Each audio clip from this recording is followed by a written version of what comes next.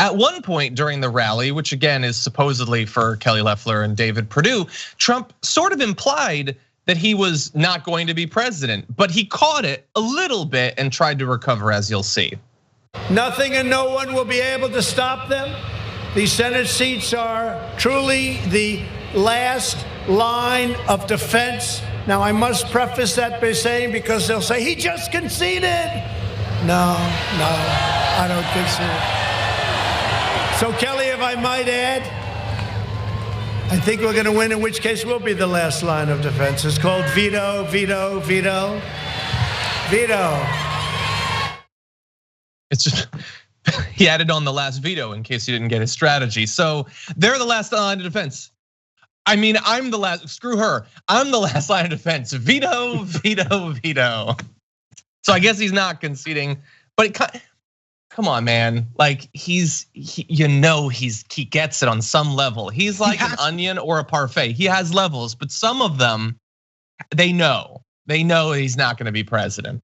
I love how you just equated Trump's mental state to a parfait. Bravo, bravo, John, bravo. But again, right, he has to, excuse me, wasn't COVID.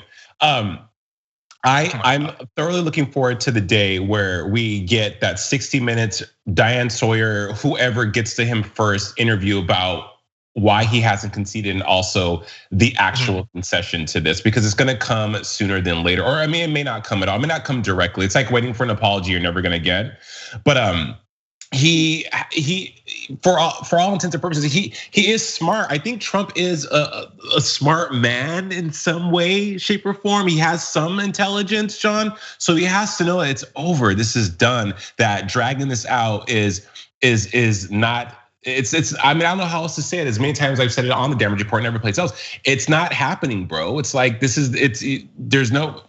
Trump's not gonna go on in front of Congress and open an envelope and be like, oh, wait, Trump's the winner. No, that's not what's gonna happen on January 6th.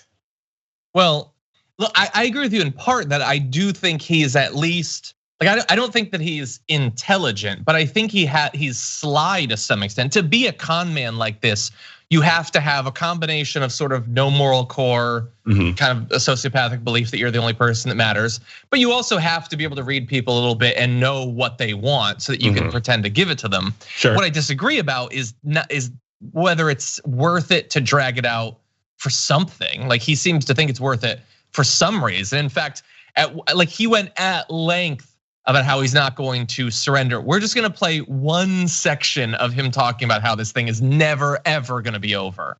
And we will not break, we will not yield, we will never give in, we will never give up, we will never back down, we will never, ever surrender.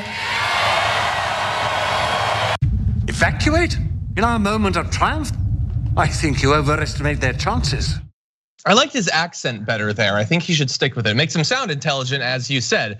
But no, he wants them to believe until he is he's extracted every bit of money out of them, every bit of clout out of them. Like to admit that he lost conceivably would be good for the country at large in terms of norms.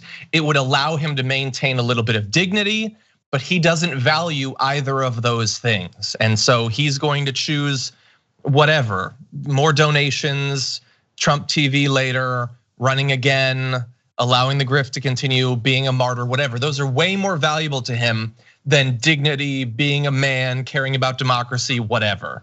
You're right, John. And what's gonna happen though is much like with everything in the news cycle, much like everything that we hear ad nauseum, there's a malaise that comes along with it, right? Also, life goes on. Biden's going to be sworn in.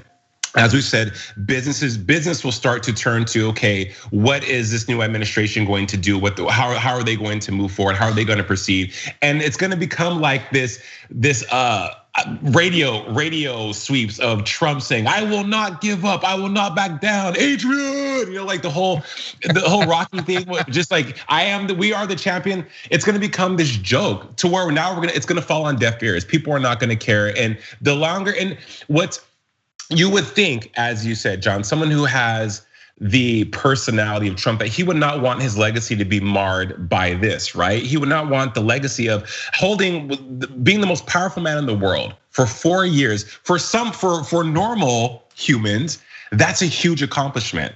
No matter what happened in that 4 years, the fact that that was who that you were, that you were able to be shrouded in that title, you would think he would step away and be like, fine, the past is the past, but this is my legacy. Let me go out and ride off into the sunset with some kind of, as you said, dignity versus this joke and this mockery of what somewhat of a decent legacy could be. That's what blows my mind as well.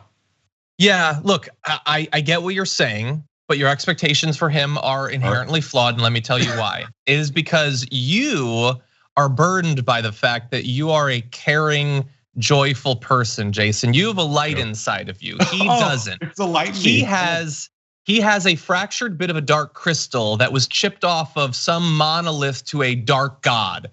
That's what he has at his core, and he doesn't care about any of that stuff. Now, I agree that it's so sad and pathetic that one would think, why would you want this to be your legacy? But the only people who can see that it is sad and pathetic are people that he doesn't care about and they don't care about him. He has managed for a significant chunk of the country to have his epic failure and eat it too. He did lose, but they don't think of it as that. And so, like the best skill he has, if I can give him credit for one thing, it is convincing people to view his fundamental, pathetic, laughable weaknesses and failures as not being a big deal, or as in fact being signs of strength. I don't know how he does it. I don't know that I'll ever have to do it, and hopefully I won't have to. But he can convince them that no matter how bad he is, no matter how pathetic, no matter how embarrassing, if he's walking upstairs with toilet paper stuck to his foot, or he gets absolutely crushed in an election, no matter what it is, it's not pathetic to them. And that is a skill, John. That is, maybe that's his God-given talent. Maybe that came up. That's part of the crystal that was shipped away. We'll call him Voldemort. He has a heart of Voldemort. He who shall not be mentioned. Exactly.